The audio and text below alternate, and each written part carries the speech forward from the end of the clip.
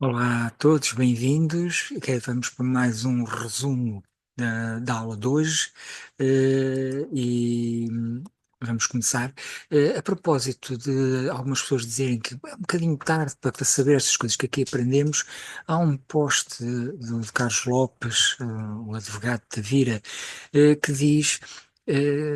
Dá o título Velhice e diz: Quero pedir desculpa aos meus avós, tios-avós e outras pessoas conhecidas de quem muito gostava e a quem, quando passavam dos 70 anos, os tratava por imbecis, pela minha imbecilidade. Está-se a passar o mesmo comigo e não estou a gostar. Em relação aos avós, tios, avós e outras pessoas conhecidas de quem muito gostava, como diz Carlos Lopes, por terem morrido, se calhar já não há oportunidade de fazer nada. Mas, apesar de tudo, o que é que fez Carlos Lopes?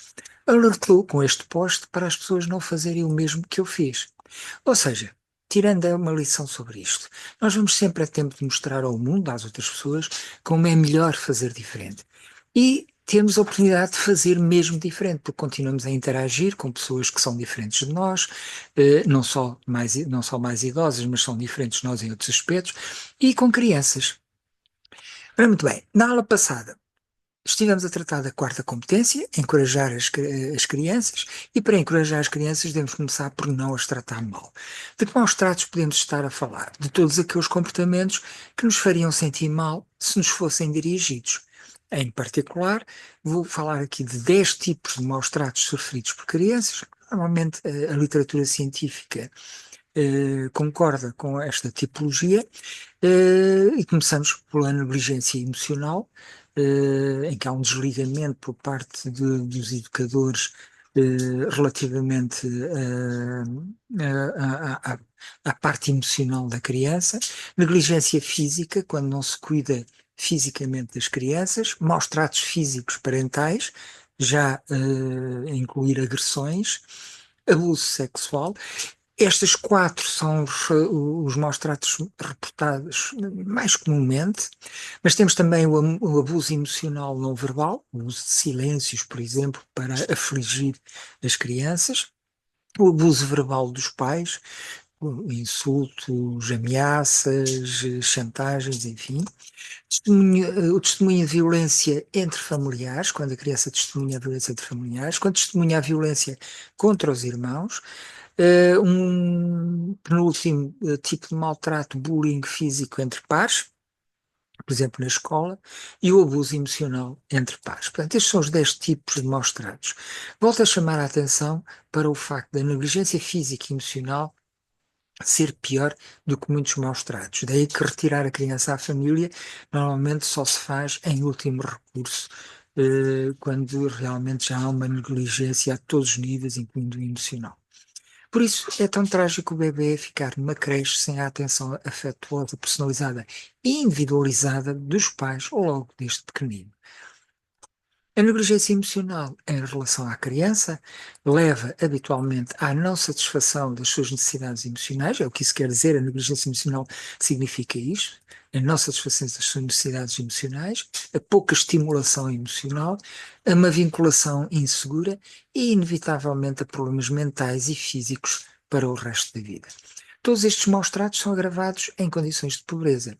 E só em Portugal há várias centenas de milhares de crianças a passar fome e em estado de pobreza. Além disso, é no grupo de crianças que a taxa de risco de pobreza mais se tem vindo a agravar nos últimos anos. Os maus tratos na infância causam uma profunda infelicidade nas crianças, no presente.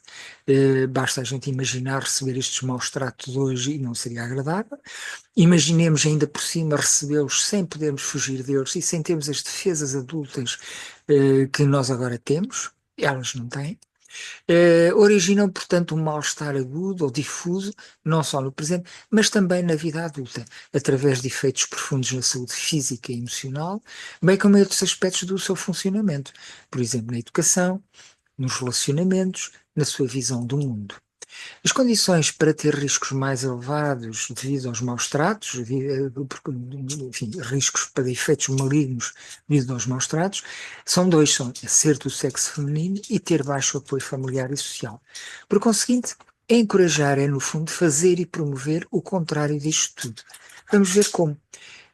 Várias sugestões. Encorajar os esforços das crianças, então, consiste em procurarmos capacitá-la para os desafios que tem de enfrentar, reforçarmos a sua autoeficácia, ajudando a criança a acreditar na sua capacidade de concluir uma tarefa ou de atingir um objetivo, promovermos a sua confiança de que a mudança e o seu desenvolvimento positivos estão ao seu alcance, valorizarmos os seus pontos fortes e as suas ações significativamente positivas, focarmos os nossos atos e as nossas palavras, atos e palavras, na aceitação da criança, na sua segurança, na colaboração com ela, no respeito pela escolha, pelas escolhas que ela faz e na compreensão do ponto de vista dela.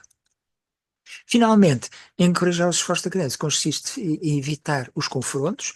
A pior estratégia para conseguir mudar alguém, seja criança, seja adulto, é o confronto.